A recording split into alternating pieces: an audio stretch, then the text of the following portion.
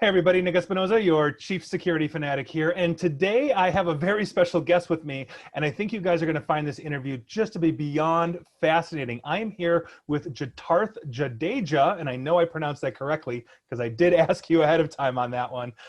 But you are going to find this, I think, really, really interesting. I learned about Jitarth from the Washington Post in an excellent article called "He's a Former QAnon Believer. He doesn't want to tell his story, but he thinks it might help." And I am very happy, Jitarth, that you want to tell your story. And thank you for joining me today. No, thank you, Nick. And I'll try to be absolutely fascinating, but I probably won't be. Just be yourself. That's the only thing I think an interviewer can ever ask for, is just to be yourself. No And worries, no and worries. and I want to dive right in because I'm going to state for the hmm fact that even though you're a QAnon or were a QAnon hmm believer, you're not here in the United States, which I think makes this very interesting. But Yep. I'd like to understand from your perspective, and if you can explain to the audience what exactly QAnon is. And I think it's important to hear it from somebody who really was drinking the Kool-Aid, who was really Mm. following this conspiracy theory. So what is QAnon to a QAnon believer? Yeah, so quite just basically, Q is an anonymous poster who posts on a forum or an image board called 8chan, and he claims to be a secret government official in partnership with the Trump administration. And essentially, the main theme of his post is that, well, the Democrats and the global elite are running a satanic pedophile cult, and Donald Trump is there to fight them off for the benefit of the good guys and for you and me and everyone else. And the crux of the QAnon conspiracy belief is that there will be a time called the Great Awakening. Now, what this Great Awakening is very simple. It's a series of 4 steps. The first step is a unsealing of sealed indictments, a declaration of martial law, um, military tribunals for these cabal members, followed by public executions. The next step is, question mark, question mark, question mark, and the next step will be profit. We'll all live happily ever after. So in a Huh. nutshell, that is essentially what QAnon is, but it goes much, much deeper than that. Okay. Well, and so the first thing you mentioned is there's going to be an unsealing of indictments. Who's Mhm. being indicted, out of The curiosity? cabal, Nick, the bad guys. But who's the cabal? Oh, right. Am I Okay. in the Well, straight off cabal? the Are you in the You cabal? could be. Oh well, I'm definitely in the cabal now. I was a secret agent, double agent that has turned for the cabal. So that's for sure. So I'm Okay. definitely going to be executed. Okay. But well, let's start off the bat. Let's say Hillary Clinton, any Democrat essentially, any famous Democrat from Obama, Hillary Clinton, the Queen of England, Okay. George Soros, of course, Well, George yeah, Soros you got to have can't not him. have him there. Like just the Illuminati, the demons in human skin. They're the ones who are going to be completely just wiped off the face of the earth. So essentially any one of Donald Trump's political enemies, or anyone QQ says is in the cabal, which also now Okay. includes Alex Jones. Alex Jones, which is actually, from what I understand, where you got into this, right?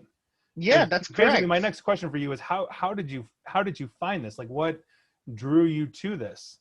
So I guess to answer that, I'll have to give a little bit of history here. So basically, I went to the United States on exchange in 2012 for about 6 months. I was on exchange in New York, in Queens. I was in Jamaica, in Queens, so that was pretty cool. And I was at St. John's University. Um, and I was there during Obama's re-election when he won against Mitt Mitt Romney. Romney. Mitt Romney. Mitt Romney, Yeah, right? that's it. Yeah, and I've always studied economics ever since I was in high school. I got my degree in economics just recently, so it wasn't too hard for me to go from economics to Australian politics. And then when I was in the US, I just got a kind of a feel for the culture. And the people. I traveled a lot from LA to San Francisco, Orlando, Miami, Chicago, Boston, New York, DC, right? Like there's a bunch of other Hmm. places that I haven't mentioned. Hmm. And I was there during, Obama's re-election. I was there during Hurricane Sandy in New York. I was even there during that school shooting, the really bad one with all the kids. I In can't believe I'm Florida. forgetting. I think it started with S. It was Sandy Hook. That was it. Sandy Hook. Yes, Sandy Oh, Hook. that was Yeah, awful. that, Yeah, that yeah. that's really messed up. So I kind of got the good and the bad American culture experience, and I just loved it. Like I remember when I watched Obama giving his re-election speech in front of, like, he had this like sort of half semicircle um like pattern of American flags, and it's gonna sound a little silly, but it just looks so grandiose and so much glamour and pomp, and it really just caught my eye. Mm. So I kind of kept when I went back to Australia, I kind of kept the pulse, I guess, or in touch with American politics and culture, primarily through Reddit, because that's exactly how that's the first time that I discovered Reddit as well. Mm. And so when the 2016 election came around, so like I said, I really like economics, and obviously I'm going to be pretty biased here because of my economics background, but I genuinely think that the main cause for all these, social issues that we have is essentially inequality, like wealth and income inequality. As my economics lecturer pointed out to me once when I asked her why we should care about poor people, she said to me, Jitarth, because if the inequality increases too much, you get revolution. And that kind of, I was like, well, okay, Sarah, touche, fair enough. Shouldn't have said that. But then Bernie Sanders actually was the only politician I saw in the lead up to the 2016 election who was actually addressing this key issue of income and wealth inequality. Now, it probably doesn't take a genius to figure out why I wouldn't like Hillary Clinton. There's lots of people who don't like her. Even people who do like her can see that she had some issues with the Clinton Foundation. So essentially, when Bernie was going, he was pretty big on Reddit. I really liked him. I didn't like Hillary at all. Then the whole WikiLeaks drama came out, where you had the DCCC, and they were favoring and actually, as a euphemism, I guess, rigged the election. More like, technically correct would be say they were favoring one candidate over another, which they weren't supposed to do, as they were supposed to be neutral. That came out, and that really, really bothered me because there wasn't much media coverage, and it wasn't like Bernie then went and endorsed Hillary. So when Donald Trump won, I kind of lost all faith in news media. I'm old enough to remember, as I'm sure many people are, September 11 and the whole weapons of mass destruction myth that was perpetuated. I mean, that was first reported in the New York Times. We all thought they had weapons of mass destruction. Why wouldn't we? So that and a series of smaller things culminating in Trump's election made me lose all faith in mainstream media whatsoever. I just chucked it all aside. So I thought, I need to find some alternative media. Now, that's exactly where I ended up, how I ended up finding Alex Jones, because I thought to myself, look, at least if I can't find someone who predicted Trump, let me find someone who's a Trump supporter, right? And Alex had Trump on his show. I saw that interview, and then I just started listening to Alex Jones. So that went on for about a year, and I got deeper and deeper into conspiracies, I guess you could say. So Alex has this thing where he finds a modicum, a morsel of truth, and then he takes that truth and he sort of stretches it out to like its most extreme example. So like, for example, he'll talk about human animal hybrids, right? And then you Google it and you'll come up with like an MIT, an MIT review talking about human animal embryos and genomes and how they're combining them. And, when Alex frames it, he's like, they're trying to create chimeras and, it's ungodlike and blah, blah, blah, right? These globalists and whatnot.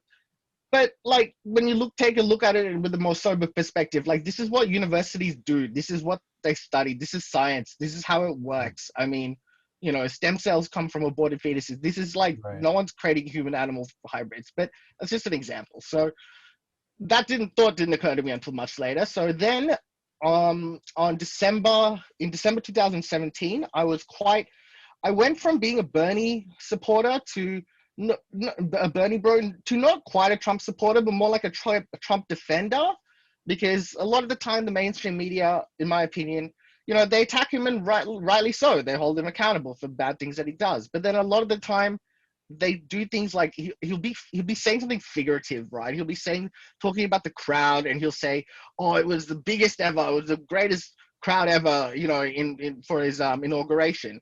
And he's not being literal. He's talking about the online views and the online YouTube views and whatnot. And B, this is like, maybe it's just me because I've stayed in Queens, but this is just how people from Queens talk. They exaggerate. They're being figurative. They're not like, the kids from Manhattan who are like really rich, right? They're not as tough as the kids from the Bronx, right? So the people from Queens, the kids from Queens, they kind of have to exaggerate a bit. They'll talk about, "Oh, look, my cousin Jimmy, his house is worth 20 million and it'll be worth like 200,000, right?" So he'll be being figurative and they'll take him literally. So they do things like that. And like another, then they'll use anonymous sources, like with that whole shitholes country comment. Like people came out who were in the meeting and said, A, he didn't say it. B, they don't remember. The only source for this was Dick Durbin, who's a Democratic senator, I believe, or a congressman. I'm not quite sure. But anyway, it's Dick Durbin, who has been caught lying about things people said behind closed doors before, right? So these kind of self-owns, like these just ridiculously unnecessary stories, I thought, that kind of pushed me towards being a Trump defender to a Trump supporter. Well, right? Well, let me ask you this then. Yeah. In that sense, so Dick Durbin, for example, is actually my senator in my state. No way. Yeah, he is. No I'm way. in What do you think Chicago. of him? Chicago's in Illinois. Dick Durbin is one of our two senators. Him and Tammy Duckworth. So, and I'm not going to sit here and defend or anything. No, obviously what you're saying, but I'm curious to know, like, so now that you have a different perspective, on this, because you just said, well, Dick Durbin, is a known liar, and he's the one who said this. So did he really say it?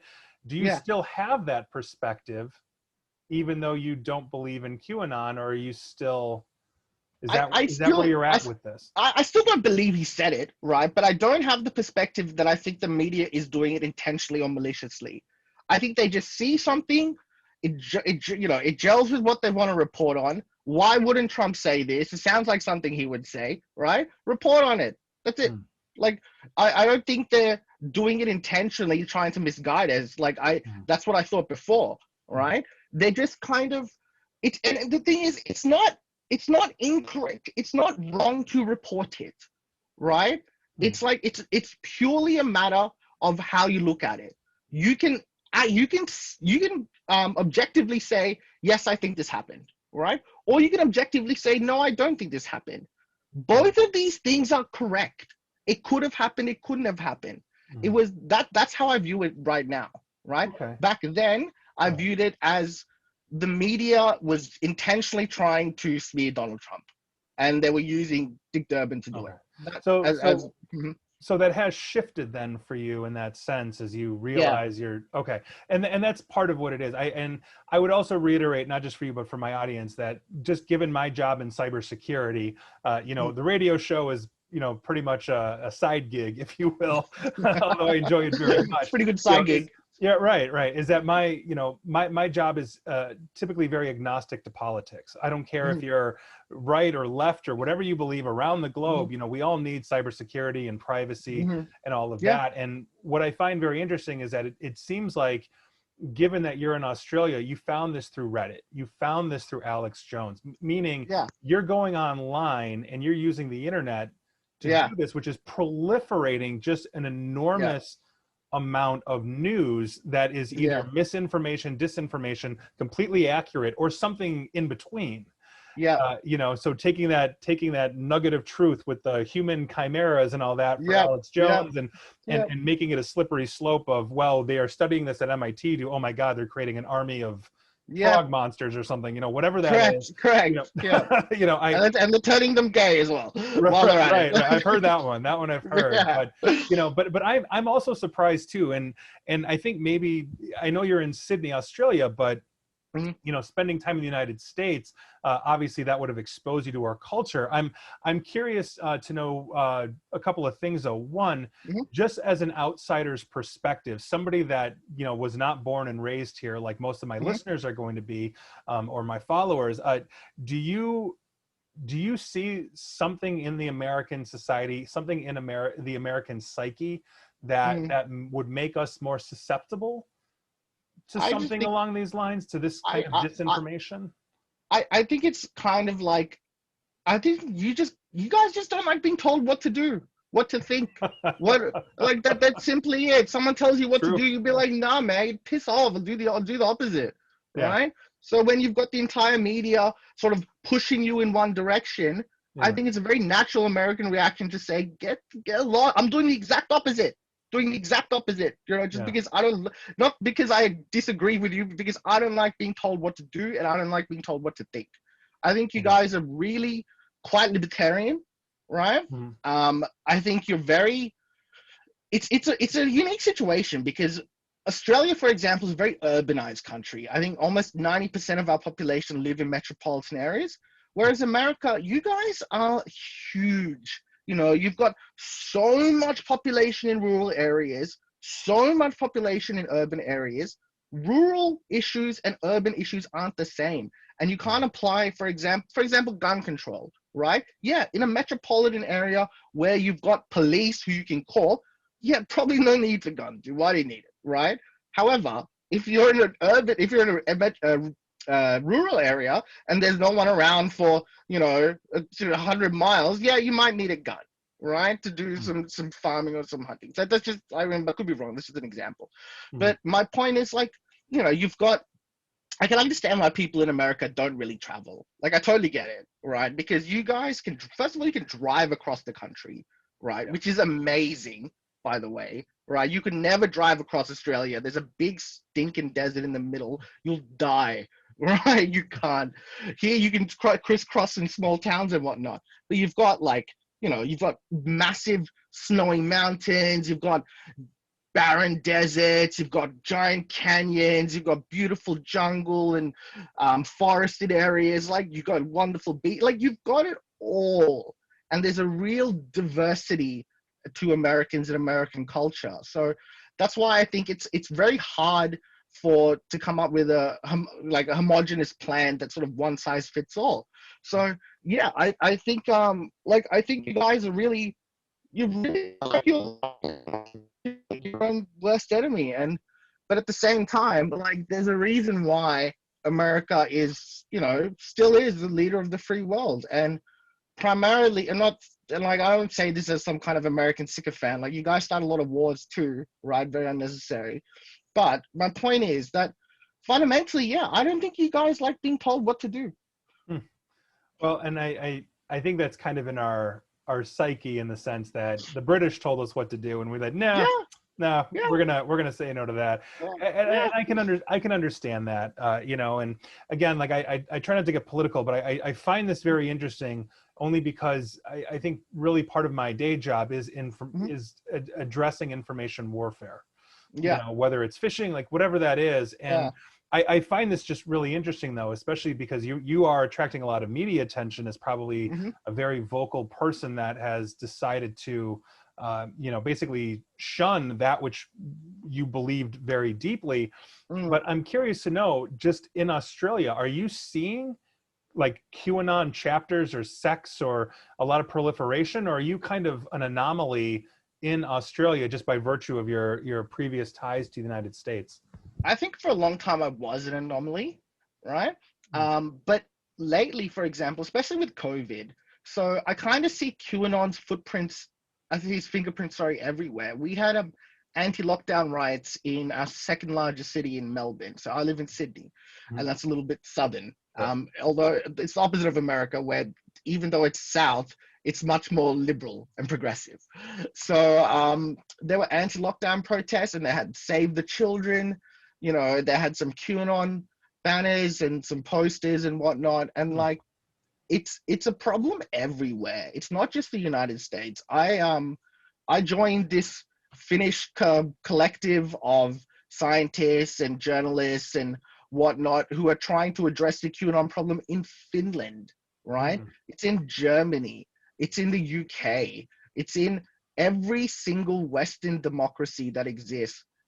That it is there. And Australia is no different. So this cabal then of these indictments that are to be unsealed and President Trump is the leader of, now what we're talking about is indictments around the globe. Well, this would just be for Americans, right? But the thing is, if first the way the plan is first you clean America, right? First you scour America, then it's Europe, then I assume, you know, Australia and Oceania, but no one really cares about us, so we're fine. But then Saudi Arabia and Israel. Israel's last for some reason. Israel's always last. I don't know why. Like, so it's always Israel. I couldn't tell you. Okay. Yeah, it's kind of taken on a what the whole pedophile elites and satanic cults. Like, look, in a world of Jeffrey Epstein, I don't think anyone would be so shocked to think that there's a group of pedophiles who have a cult, right? Who stand in high positions within society, right? So I'm not saying there is, but I'm saying no one's going to be like, dude, come on, all right? They'll be like, oh, maybe, I don't think so. But that is the most plausible of their beliefs, right? That is the taut skin on the muscle, over the muscle of the body that is QAnon, because it goes so much deeper than that. And people focus, and I get it, the media obviously is going to focus on this, right? Because it's pretty salacious and it's hard to explain the rest. But it goes so much deeper to the point where, man, Donald Trump is a time traveler. He's Jesus, aliens, extra dimensional, the earth is flat, mole children, JFK Jr. is alive. Like, every single conspiracy theory you've ever heard, including a lot you have not heard before, are somehow entangled within this grand unified theory of QAnon. So basically, QAnon explains everything. Every single thing. There are people who think Q specifically speaks to them. There's a guy who thinks that Q is him from the future, right? My dad believes in QAnon. And the good thing he's asleep, so he won't hear me. But he thought the other day that Q was speaking directly to him. This is my dad, and my dad's not a moron, right? He's the smartest person I know. He has 3 degrees, one in electrical engineering, law, and an MBA.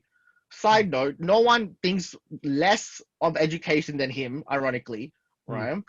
He's more of a work experience guy, but I digress. The point is that these are people who, they're not like just all mentally ill and socially isolated.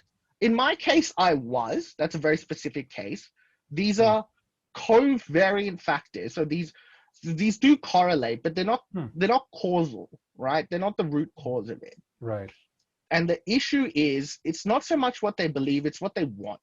Because what they want is the Great Awakening and this declaration of martial law, right? It's ironic that a lot of QAnon believers are quite libertarian, right? As you would expect, because it's a right-wing conspiracy. It's an all right-wing conspiracy. Don't let anyone else tell you otherwise. It's always been like that. It's never not been like that. So the irony of libertarians advocating for a fascist military takeover of the United States, this kind of thought doesn't occur to them, because it's not just a battle between, authoritarians and the government, between Marxists and capitalists, right? It's not. This is a battle between good and evil. This is how they see it, right? Well, and it seems it also seems like, and I don't mean to interrupt you, but no, that's right. It also seems like there's a sense of urgency.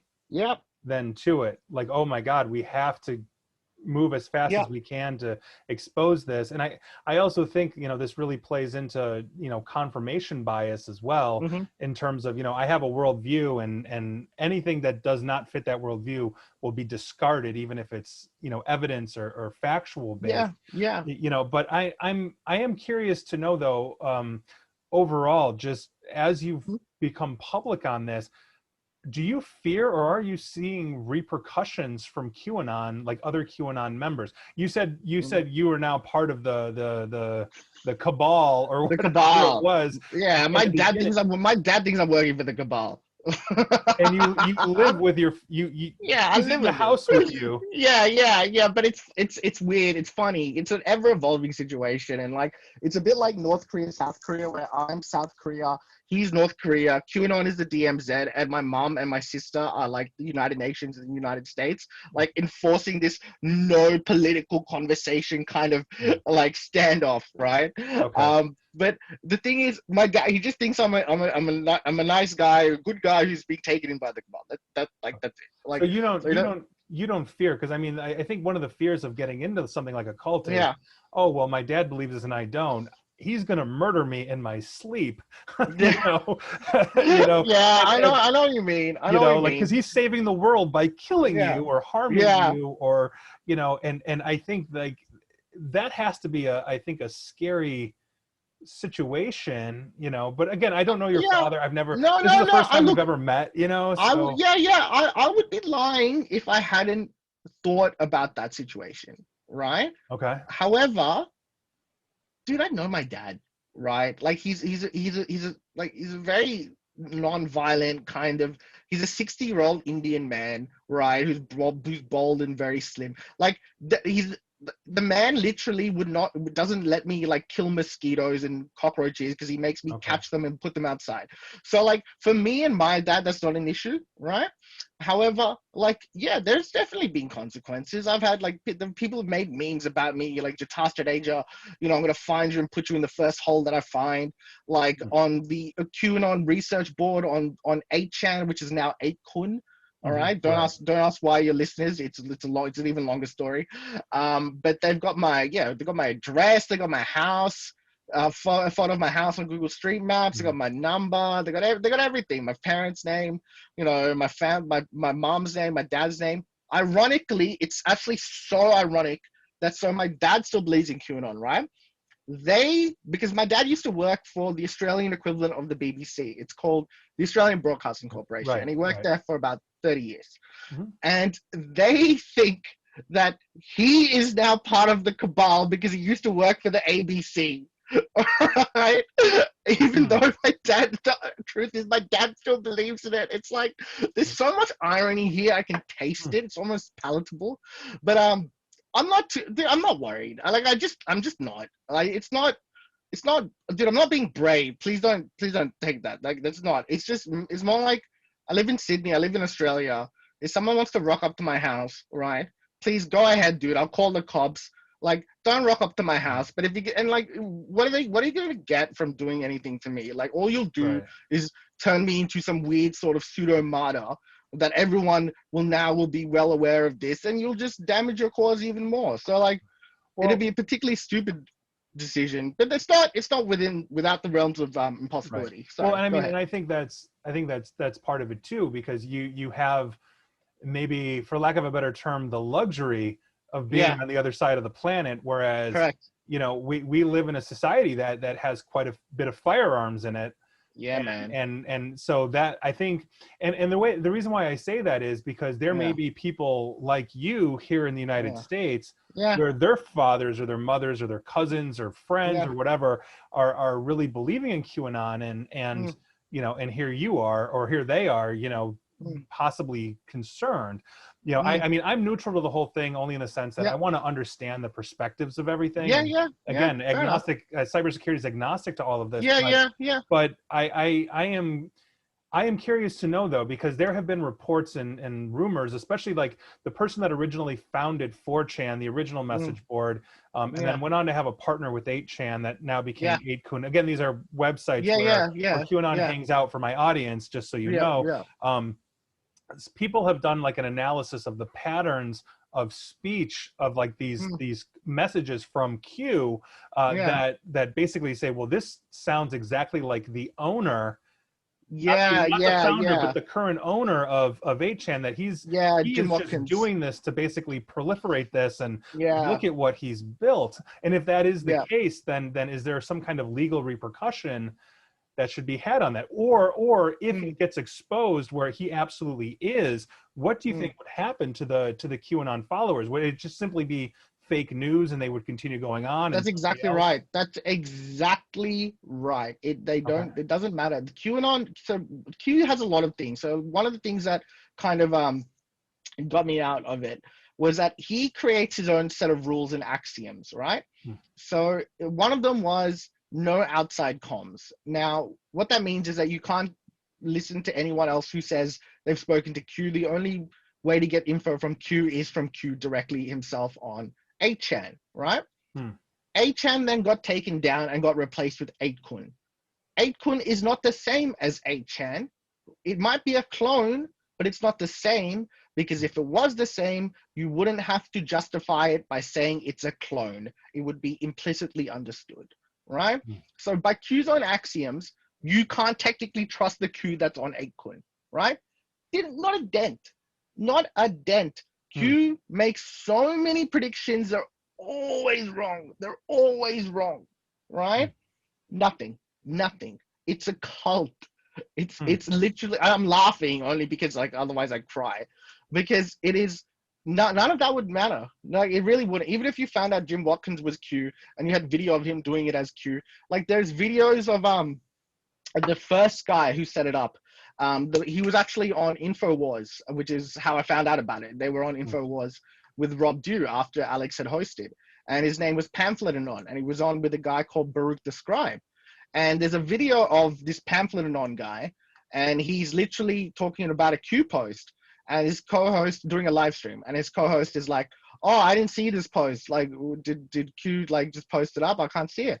And he's like, "Oh, quickly," and he's just like, "Oh, Q must have just forgotten to tag and sign his name on it, right?" And that stream quickly cuts to something else. So it's pretty obvious that he's the one who was writing Q at that point, right? Hmm. Jim Watkins, the owner of 8chan or 8kun now, he's not writing it himself, right? But basically he gets to decide who is Q.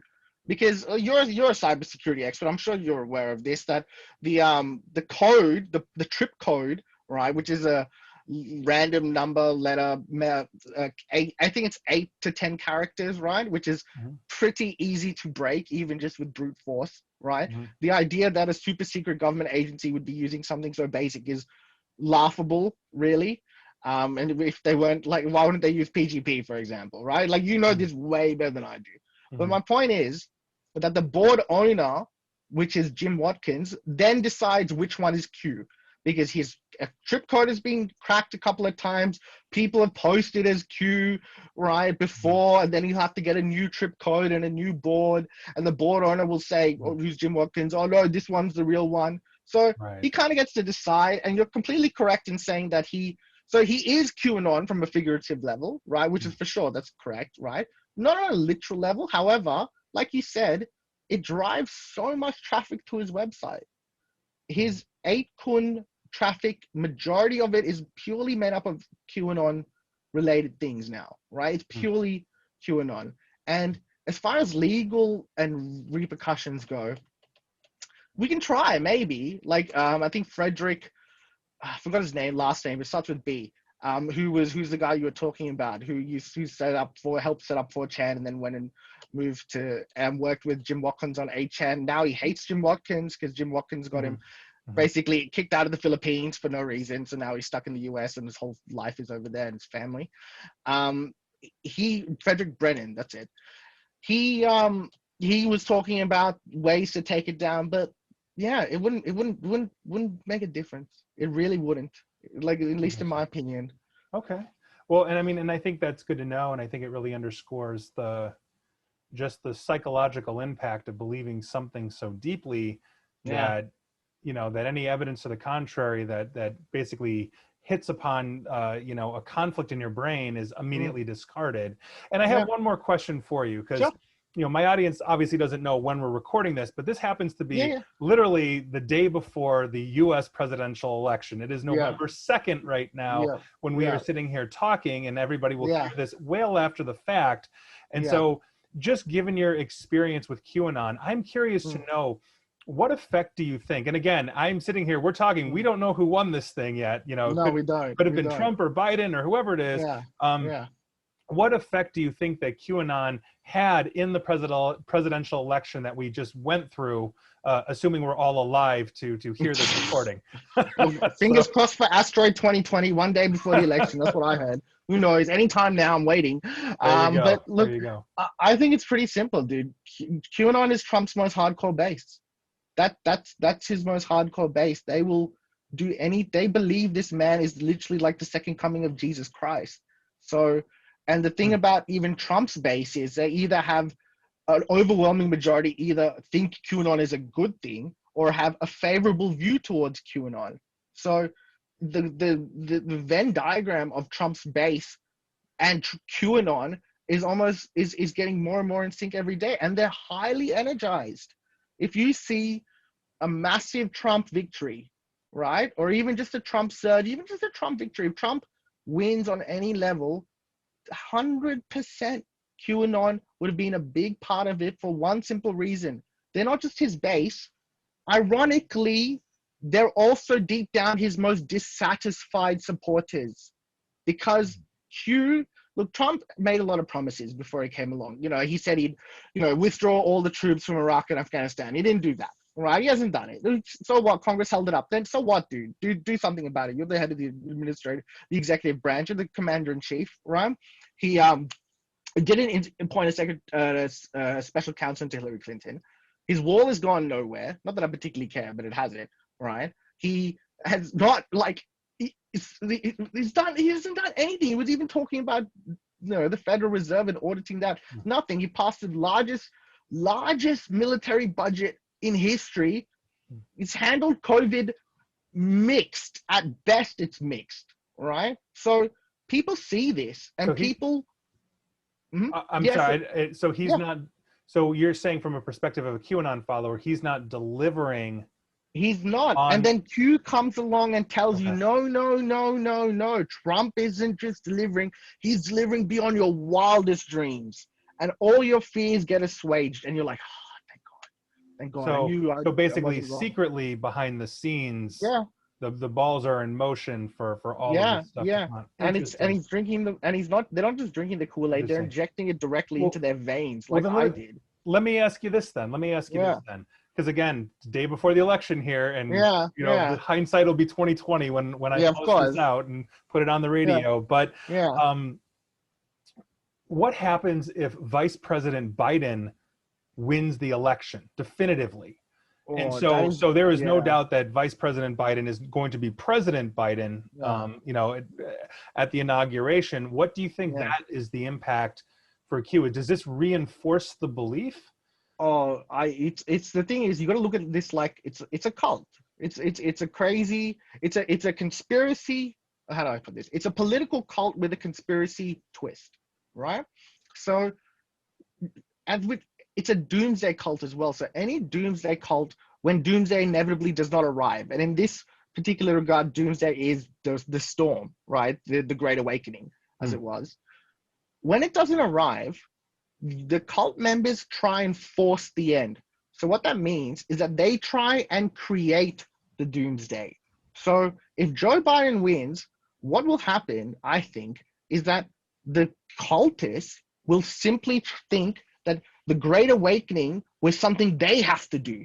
Because the only reason they're sitting on their laurels right now is because they think it's happening without them, and they just have to sit back and enjoy the show and spread the news, right? They will then think that it's something they have to do, and they will set about trying to make it happen. So if Joe Biden wins, you will see an incredibly sharp spike in not only QAnon activity, probably a lot of violence related to QAnon followers, and number of QAnon followers to begin with, number of cult members, it'll spike. If Donald Trump wins, it'll still go up, but it'll be a more linear scale, right? So ironically, Donald Trump there's no way you're going to get rid of QAnon regardless of who wins. It doesn't matter, right? If Joe Biden wins, we could be in for a serious, sharp shock, right, that we're not prepared for. If Donald Trump wins, we may have a chance then to let the air out of the balloon slowly, if that makes sense, instead of watching it inflate really quickly and burst if Biden wins. That's what I Interesting. think. And so in that vein, I mean, one of the things that, and I just, we're just going to keep this interview going because this is just Yeah. really Keep going. interesting to me. One of those things that, you know, let's say you hear about a cult, you know, the latest one being in the United States outside of QAnon, the latest one that you hear of is Nexium, you know, that cult, right? Yeah. Okay, so part of let's say retrieving people from a cult is the deprogramming process. Yeah. But when you have a group like Nexium, where you maybe, I don't know, I don't know the group completely, but maybe you have 100 or a few hundred hardcore followers, but you're looking at a QAnon group that can freely get information just with the click of a button online. How do you deprogram? How would you, at some point, whether it's a President Trump second term or a first President Biden term, how do you begin the process? Do you just, if you cut off the information, I feel like, okay, we cut off 8kun or whatever, that feels reinforced. Well, now they're censoring my beliefs. Now it's definitely real. Exactly right. How do you deprogram millions of people worldwide from this? Can you? That is the $1 million question. That's the $1 million question, because this is unlike anything we've ever seen. It's a phenomenon, like almost like a tornado is a phenomenon, right? Like how do you stop a tornado? So in terms of cutting off the stream of information, that will stop people who are potential converts getting into the cult. So that's good, right? However, as you said, it's going to create a split right down the middle, or not down the middle, but at some point, right? Where you've got on one side, it's going to have people who are not going to get into QAnon, thank God. On the other side, you're going to have all the people already in QAnon whose beliefs will be reinforced, just like you said, right? And these people are going to be hardcore. Now, the question is, how do we get to them? Because they're going to be forced more and more onto, you know, like on channels like Vote, right? Which is like ridiculous alt-right, like, you know, cesspool. You have to give them incentive to come back. Like when I made a Reddit post the second I realized it was all crap. And like, I made it in the anti-QAnon subreddit because I didn't really know where else to go. And those anonymous Reddit users, there were hundreds of them. They were so nice and empathetic and understanding. And they welcomed me back with open arms. And it wasn't like, oh, look, don't worry about it, everyone makes mistakes. Like that kind of generic, like, you know, superficial advice that doesn't really go anywhere. It was like, look, welcome to the world as it is. Seriously, we are glad to have you here. Better you be here with us than over there with Q. So it has to start with empathy and understanding. And you have to give people a way back into polite society that lets them keep some semblance of dignity, of esteem. If you just ridicule them and just malign them to the you know, the bottom of the barrel, which is not like, I totally get that impulse, right? It's a natural impulse. Why wouldn't you? These guys are crazy. Even I think that, and I went through this, right? However, that is not going to solve the problem. You have to give them incentive to come back. And if you don't, they never will. What incentive do they have? Why would they come back? What, to be ridiculed by everyone? Right. Well, and I say all the time that, you know, like Twitter is where civility goes to die. Oh yeah, you know, and cancer. So right. So when you're talking about social media and you let's say have somebody like yourself that you know says, you know what, I'm done with this. Like just, oh my God, you know, then you've got a whole bunch of people that are like, idiot, you know, jerk, you know, and I think that's right, but I think it's also difficult when everybody can be anonymous and therefore angry. Yeah, but it can happen, Nick. It can happen, because that's exactly what happened with me.